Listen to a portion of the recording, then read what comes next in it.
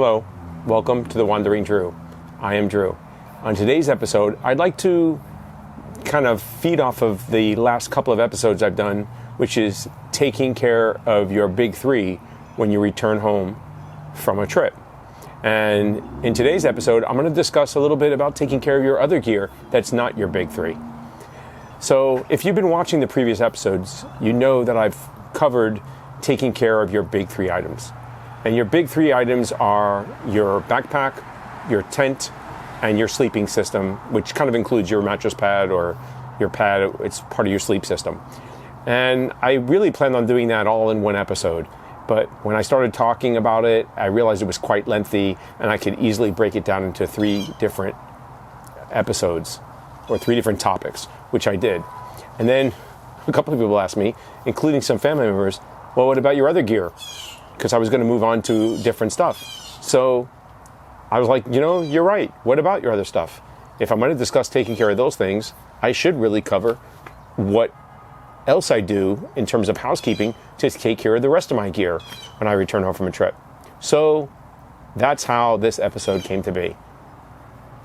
So I'm going to discuss very shortly how to take care of your gear when you return home from a trip. That is not your big three. I hope you'll join me.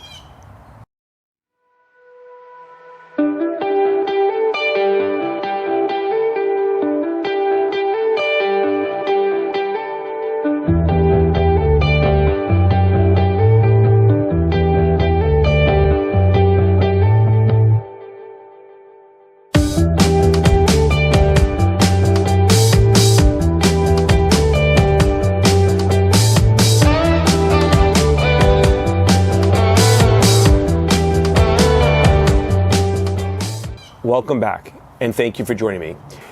When you come home, as I mentioned, there's certain housekeeping items you should be doing to take care of your equipment.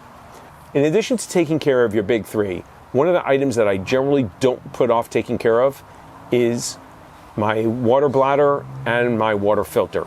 And this is because this item already has water and moisture inside of it. And I'm really concerned about moisture creating a situation where there's mold, mildew, or algae. So I want to take care of these items as rapidly as possible.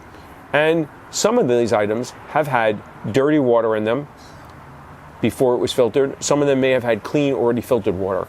Either way, I'm going to basically wash them out. I want to clean and sanitize them so I know they're good for me to use and they're safe for me to use and they're ready for the next trip. So the first thing I'm going to do is generally take care of any sort of water bladder I have. And this is usually already wet and dirty from the trail. So I generally tend to rinse it out. And there's 2 things you can do. You can use ordinary, probably any municipal water system, all has chlorine in it. So the water is safe to and won't have bacterial growth in it and would in fact inhibit bacterial growth. So you can just really fill this up, slosh the water around, maybe let it sit. The CDC recommends at least 30 seconds of exposure for the water in order to make sure that any bacteria in here is no longer active and no longer a threat to you.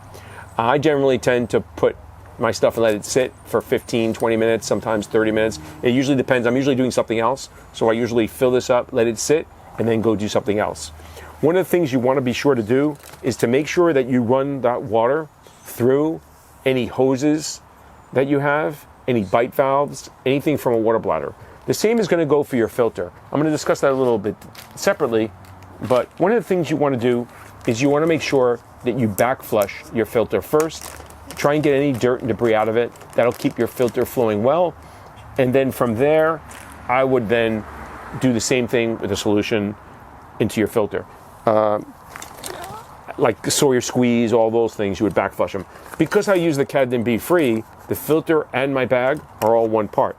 So what I generally do is I fill this up with a chlorine, a bleach solution, and using the hose as well, I basically let the water run through it. I fill this up and I keep it full of water by stopping it. So this whole tube has water in it. Now you can use, like I said, regular water from any municipality because it has chlorine in it. and will inhibit any type of bacteria growth.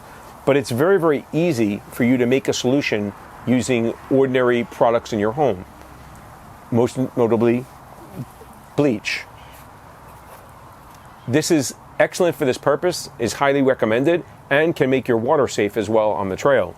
But it doesn't take much to do this. Now, there are numerous products out there that you can use to do this. They make special products. I've heard of people using other things like denture cleaner. They make special kits to clean out your Camelback and all these. This is an example of one that I've had for quite some time.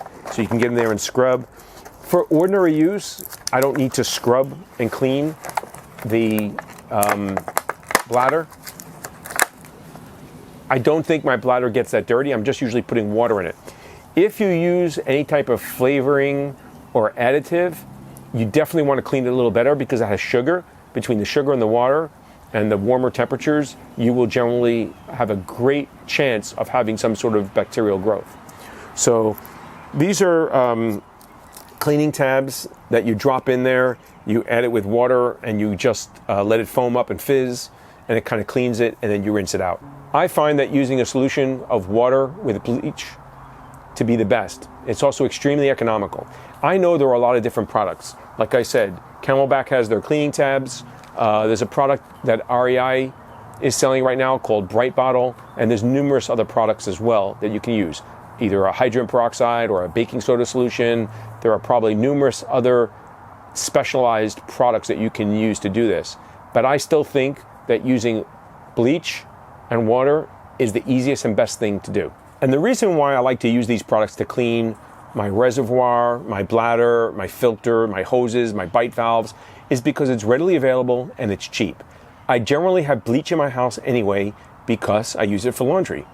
So it's very, very easy for me to take a small amount of it and make a solution that will sterilize all my equipment.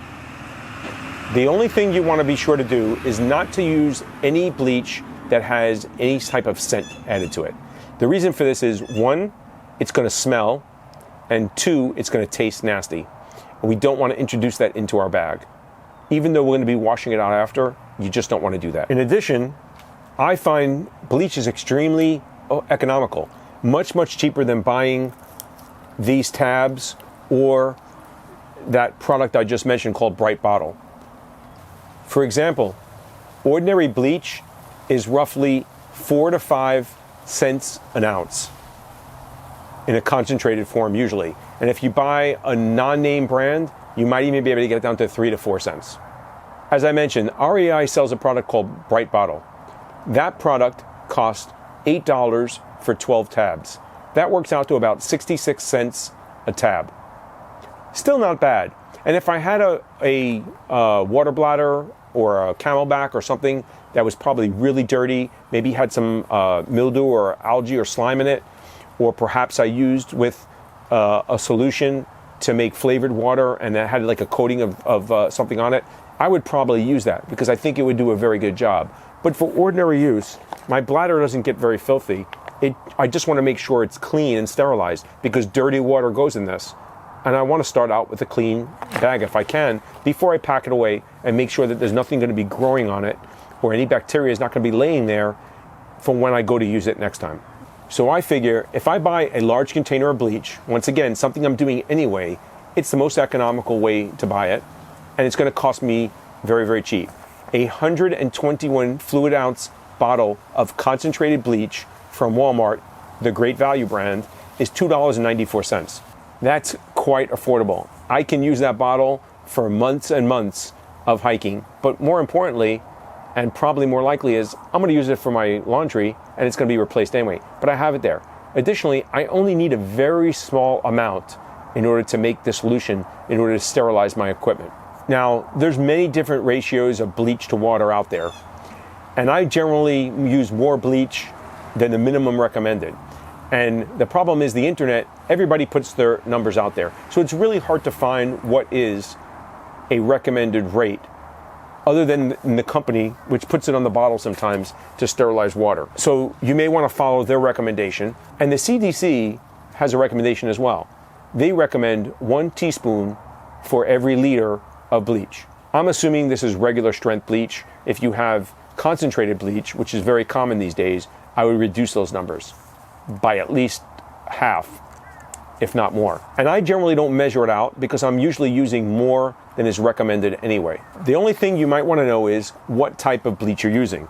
In other words, how much sodium hypochlorite is in here. If you look on the ingredients, you'll see a percentage. If it's regular strength, it'll probably be like 1%. If it's concentrated, it could be up to 7.5 to 8%. And that's important to know because obviously you need to use more or less in order to make this solution work for you. Once again, make sure you're using something that's unscented. So you don't want any lemon or lavender scent because not only will it smell, but it will also taste funny, and we don't want to introduce any of those substances into our filter or water bladder. So I just take regular water and add the bleach. And I generally am adding about 1.5, sometimes even 2 gallons to my bag, or 2 liters. It's a 3-liter bag. So I generally fill it up to about 1.5 to 2 liters halfway.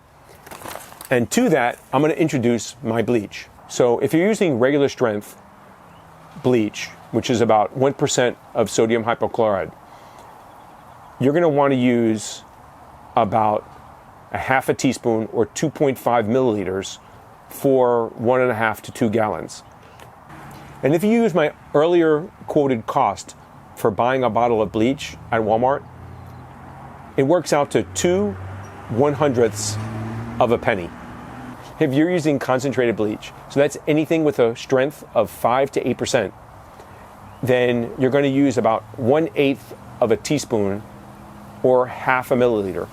And this works out to 0.004 of a penny. So 4/100ths of a penny is your cost. Now, I don't generally measure these out. I basically just use a splash or a couple of drops. I don't really use a measuring cup, but I'm just showing you how little you need to make a chlorinated solution that will clean your items and sterilize them from any bacteria that may be in them. It doesn't take much. Once again, make sure once you add the solution to your bag, or make sure it flows through your filter. If it's attached, if it's separate, you're going to do this separately. But you can use that solution, flow it through, and then use it again to sterilize a water bottle, to sterilize your Nalgene bottles, to sterilize your filter, all the hoses. You want to make sure the water flows through the hoses though, because if it doesn't go through there and it stays there, you want to make sure you fill these things up and let them sit. Once again, the CDC recommends 30 seconds. I generally fill these up and let it sit 10, 20, 30 minutes, whatever it is. I usually do something else. Whenever I'm done, I come back, I drain it. You then want to fill it up with clean tap water and flush it out. I sometimes do that more than once. I just want to make sure I get any of the chlorine smell and taste out so that it's ready to go for the next time. And then you're going to simply make sure that everything dries out and you can store it and it's ready to go. So enough of water. I talked way too much on that and broke it down. Like I said, once I started doing research, I kind of went down a rabbit hole with the cost. And I figured I would show you how cheap it is to use bleach. Much cheaper than those other products. Your next item I'm going to discuss is your headlight. You want to make sure it's working. The elastic is good. This one is starting to kind of warp a little bit, but it's still functional. But it's not keeping its shape as much. It may need to be replaced. I want to make sure the lens is good. There's no cracks in the housing. It's still holding shape and it's waterproof. Again, I want to take the batteries out. If it's something new, like the new ones that are USB or rechargeable, I want to charge the batteries up. I want to make sure it's ready to go for the next adventure.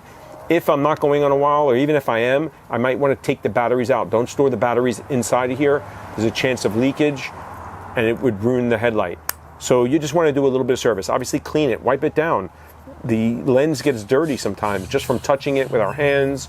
Sometimes we have stuff on there, so wipe it down and clean it. Next up is going to be knives. Any knives you have, you want to take them out. You want to wipe them down and clean them. You want to inspect them to make sure they're not damaged. There's no chips. You want to sharpen them maybe. I at least want to wipe them down, probably put a thin coat of the appropriate oil. That's not canola or vegetable oil or olive oil, but oil that's made for a knife or sharpening, to sharpen it and to clean it. I want to wipe it down, get all the dirt or the grit off of it. But I want to make sure it's protected from rust and corrosion. And it's still sharp, so it does a good job. A dull knife is a dangerous knife. So make sure you sharpen your knife. If you don't know how to do it, find out. You can buy small little devices that even just running it through a couple of times will make it better and safer for you. But don't use a knife that's not working properly. You're apt to use a lot of pressure, it's going to slip, and you're apt to cut yourself or harm yourself. And you don't want that to happen. For cookware, you want to clean your cookware. Did something spill while you were cooking it? Maybe it got onto the base. I want to make sure that everything is clean in it. I want to wipe it down if I can. I want to make sure the cookware, the pot, and my utensils for eating are all clean. So I'm going to use warm soapy water, make sure everything's washed, cleaned, and dry before I put it away. But this way I know it's clean, there's no food particles left on it, nothing I have to worry about bacteria growing and getting me sick. The lighter that I use as backup, or maybe to start my stove, is it low? Does it have enough fuel on it? Is it low enough that I want to replace it? Maybe leave this one home, use it for lighting candles or stuff like that, and take a brand new one out for the next trip. But do that in advance. If you just leave it in your bag, you're apt to take it with you, and you may have a problem. Even without gas, you can still use this to light a fire. It's got a spark wheel on it, right? So even if it has no gas, it still makes a spark. It may be good enough to ignite your stove, the gas that you're using. So it still is useful if you need to start a fire, but it's better to have gas because it makes it much easier. So that's another item that you want to make sure of. The gas canister. Did you use it? Is it partially used? Find out how you can find out how much gas you have left. They do make devices that you can hook on and figure out how full it is. But what I do is I generally weigh it. They have the weight on the side. If I know what the weight is when I start and I know what the weight is when it's empty, I can figure out how much fuel is approximately in here. What I like to do is I like to weigh it and write the weight in grams on the bottom of the gas canister. You can also put a piece of tape here, duct tape, or maybe just painter's tape, and write it on there, and then you can just pull it off and write it again. Generally, these aren't going to last that long. Then I'm going to have a couple of lineouts, but there's plenty of surface area for me to write the weight. And if I need to, I guess I can put tape and write it over it. But generally, I know what the weight is because it tells you, and I have an idea of how much fuel is left when I use it, when I come back. So I know before I take this out on a trip, if this is already low, I might want to take an extra cartridge or an extra container of fuel with me so that I won't run low. Or maybe this is good for like a backpacking trip or a day trip, just to make like some coffee or somewhere, but I know it's not going to last me the whole trip because it doesn't have enough. But it's a better gauge than just feeling it and thinking, oh, I got enough, I'm good to go. Or just leaving it in your pack, which is what a lot of people do, and they go out there and then they run out of gas first time they go to use it. All my clothes, my jacket, my rain gear, rain pants, all that stuff, I open up, I let it dry out, much like my sleeping bag. I make sure it's clean and dry. If there's any rips or tears, I want to fix them. Anything that may have came off, especially paying attention to buckles, snaps, zippers, clips, anything like that. I want to make sure they're still good. They haven't come open. Strings, drawstrings, I want to make sure the ends are good. They haven't frayed or come loose or been pulled inside. I'm going to make them good to go. So the next trip, I'm going to pack them away. I like to keep my jacket, especially like my puffy jacket, which has feathers in it. It's an actual down jacket. I like to keep it hanging in a closet on a hanger so that the loft can develop fully. It's not crushed. And I know it's dry and clean. And it's ready to go for the next trip. Trekking poles. Your trekking poles you want to take care of. You want to wipe them down, clean them, inspect the tips. If they're replaceable, when they're wearing down, you might want to replace them. Check the locking mechanism depending on what you have. Can you take it apart? Can you clean it? Can you disassemble it? Check the handles, the straps. If they're starting to tear, you might want to replace them if you can, or replace the pair of trekking poles. If you have cork or you have rubber, for the grips, you want to check those out. If they're starting to rip and tear, decide what you're going to do. Is it something you can replace? If it's not replaceable, can you make it so that it's still usable? Maybe put duct tape around it or something else that can grip it so that it's good for you to use and you don't have to worry about it coming apart on the trail. Also, you don't want any mechanism that stops it from collapsing or folding to fail either. So just cleaning it off, wiping it down, and putting it back together is a good way to keep them working for you as long as possible. Eventually, they will need to be replaced. They'll either fail, they'll wear out, or you'll end up probably breaking them. But to keep them as healthy as possible for as long as possible, a little bit of maintenance, 2-3 minutes, oiling some parts maybe, or lubricating some parts might help prevent corrosion or rust and keep them working well. Also, you want to check your shoes or your boots or whatever you use to hike with. Are they still good? Are there any tears or rips in the upper or the lower? Is the heel separating somewhere? If it's material, has it ripped? Does it need to be waterproofed or re-waterproofed if it's something that you already had? Do the laces need to be replaced? These are all things you want to look at. Is the sole so worn out, or the lugs, that they're not giving you good grip anymore?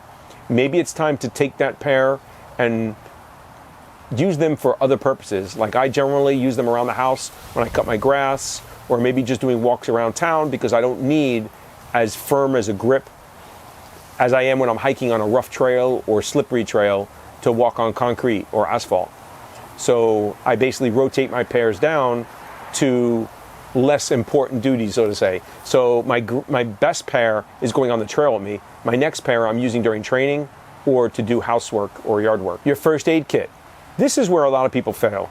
They generally do not replace the items that they've used. If you've been using up, aspirin or ibuprofen or Band-Aids, you want to replace those so that you have them ready to go. My first aid kit, I'm going to meet here, should be ready to go at all times. Check the expiration date of meds, especially stuff you're using. Most stuff is good for a while, but if your first aid kit has been on several trips with you, maybe a year or two, they might be expired. I still use expired medication. I'm not worried about them expiring. Most medication are still good up to 10 to 15 years past their expiration date. Now, I'm not a doctor and I'm not giving you advice on what you make a decision on what's good for you. However, there have been numerous studies, including the military and the U.S. Federal Drug Administration, in which they did test drugs and found them to be effective up to 15 years past their expiration date. The problem is you need to know if the medicine you're taking was one of those medications that is good up to 15 years. Like ibuprofen was one of them. Tylenol might be another one, or acetaminophen. These items are also not life-threatening drugs that you need to take. For instance, I take Benadryl. If I'm having an allergic reaction, I am not going to use or roll the dice on that being an expired EpiPen or expired Benadryl. I'm going to use Benadryl that's in, quote, its useful life from the manufacturer. It's not expired yet. If I'm taking the Benadryl just to get sleep on the trail, because I'm having it hard to sleep with the noise or because there's a guy snoring in the tent next to me, then I'm going to use expired Benadryl because it's not critical for me. It's not life-threatening. So to understand that. You make a choice for yourself. But frequently, if you buy a big bottle of something like ibuprofen or Tylenol, it's cheaper. The problem is using all that stuff before it expires. Most of us have medicine at home in a cabinet, and it's probably been there for some time. Every once in a while, you want to go through that and throw that away. But if you have a pill bottle of 100 ibuprofen and you haven't been hiking in 4 months because it's winter and now it's spring and you're going to go out there and you want to take it and it's expired, I would probably still use it. It's still going to probably do for you what you need to. It might be slightly less effective, but it's still going to be effective. In my opinion, once again, I'm not a doctor. I can't give you medical advice. I just say what works for me. Same thing with bandages. To me, if everything's still sealed, if it's still in its original packaging and sealed, to me it's sterile. I don't worry about a bandage being expired. They put a expiration date on it because that keeps us safe generally. But a lot of things are still good. Once again, you make the decision for yourself. But once again, I'm going to give you a disclaimer. If it's something that's a life-threatening medical condition, do you want to roll dice to save a couple of pennies? I would say no. So if I was you, I would use medicine that is not past its expiration date and is still valid, and you know it's valid. A lot has to do with how you store it as well. If you're going to keep medicine in your glove compartment in your car for 6 months, it's going to expire and not be as good as if you kept it in your house in a climate-controlled environment. Think on that as well. Your toiletries. In other words, my little ditty bag that I take with me that has toilet paper, has hand sanitizer, has maybe some wipes in it, soap, toothpaste, all these things I want to check for. Insect repellent, sunscreen.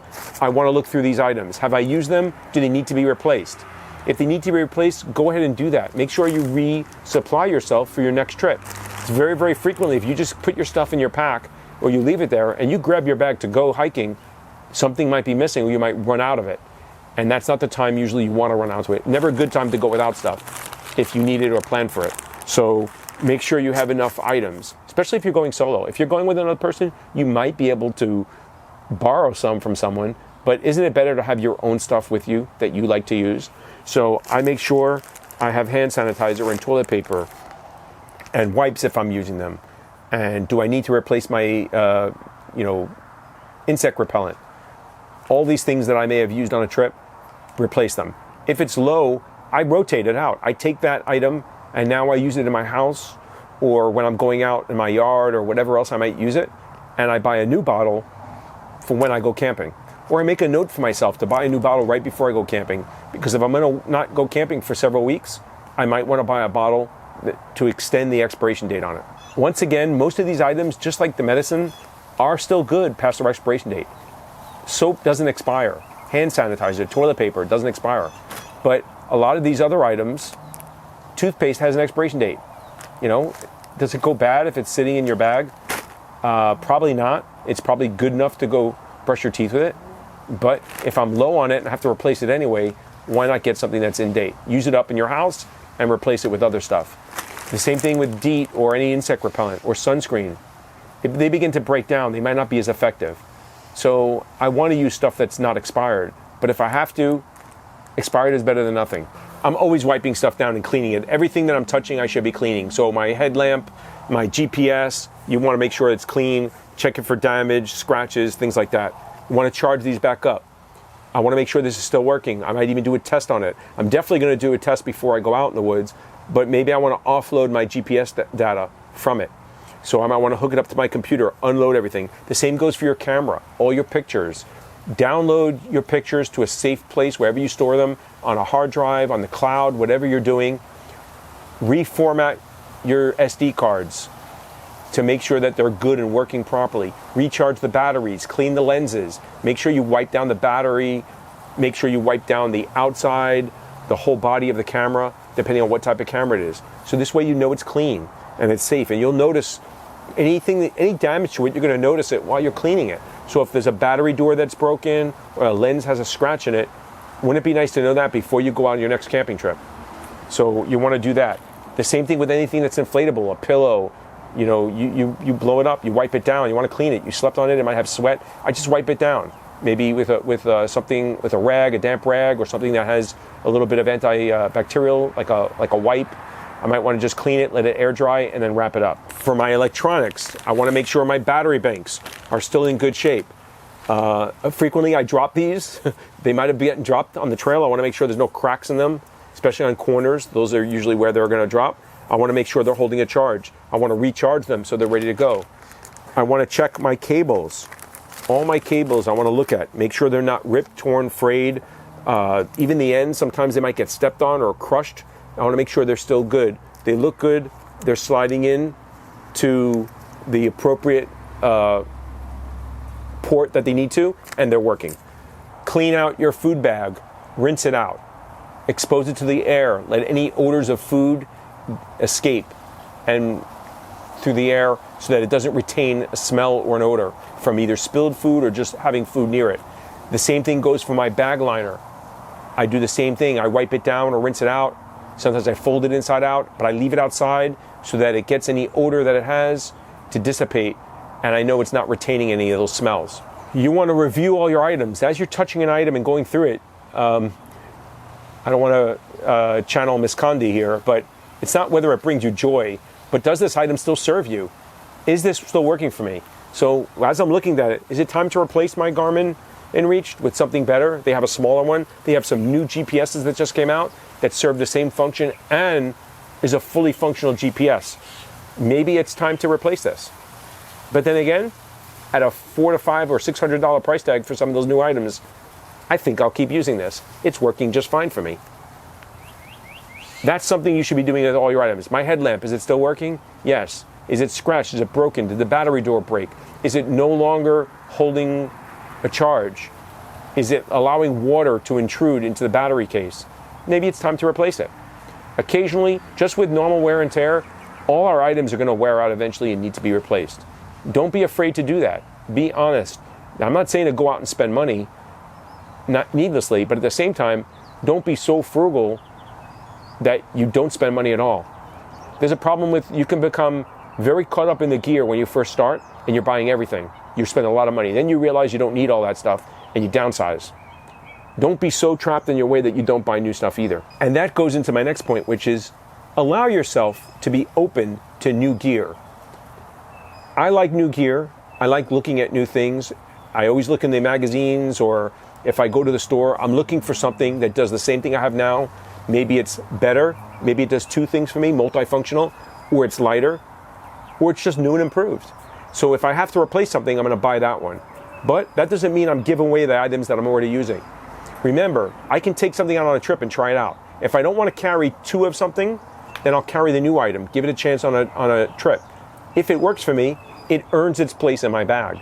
If it didn't work for me, it didn't earn that place, and it gets kicked back to the curb or returned to the store. There are a lot of stores that will take items back.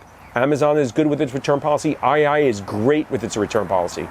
If you buy something, even if you haven't taken it on the trail for 6 months and you use it and you find out it doesn't work for you, REI will take it back. That is a great aspect of REI. Sometimes they are a little bit more costly for an item, but with that great return policy, it's well worth it. Because a lot of times we buy something and most policies are 30 days for returning things. But if you're not going hiking in the next 30 days, how can you possibly try out an item? Now, once again, REI does nothing for me. I just use their product. I have some problems with some other things with REI. Sometimes their prices are a little higher. But like I said, they have to account in their business model for the increased returns and cost of carrying on operations out of a large business with stores. They have overhead. I understand that. So they're good for what they do. Sometimes I go other places. That doesn't mean I don't buy from other places. I do. Tons of outfitters out there. We should support all of them because they're all important for our hiking community, that we have options and competition is good. Keeps the prices low and the supply out there. And remember, nothing is permanent. If you take an item out there and it works for you, good. If it doesn't, don't. Go back to your other item. It's not a lifelong change. You're trying it out. So I hope you've enjoyed this. Thank you so much for allowing me to meet with you and ramble on a little bit about gear. I'm looking forward to getting out on the trail again. I hope with the spring coming and things beginning to open up and restrictions becoming less and less in place, you're all going to plan a trip and get out there, but do it safely. Take care of yourself and be safe. If you like what I'm doing, please consider subscribing to the channel. Leave a comment below and give me a thumbs up. As always, thank you for taking time out of your day to join me. Till we meet again. Hello. Sorry, I realized I left out a segment or something I wanted to mention during my video, so I'm going to put this in. What you should also be doing is any repairs you made to your equipment when you were on the trail, you should go back and look at them, make sure those patches or those repairs are good, and see if there's a more permanent solution to that, whether it's checking with the manufacturer or just redoing the patch you made out on the trail when you had limited resources and limited time maybe, and you rushed through it, to see if there's a more permanent or better patch you should or could make to that item. Additionally, I would replace any of the patch kit supplies or items that I used during my trip so that you have them available to you on the next trip. That's it.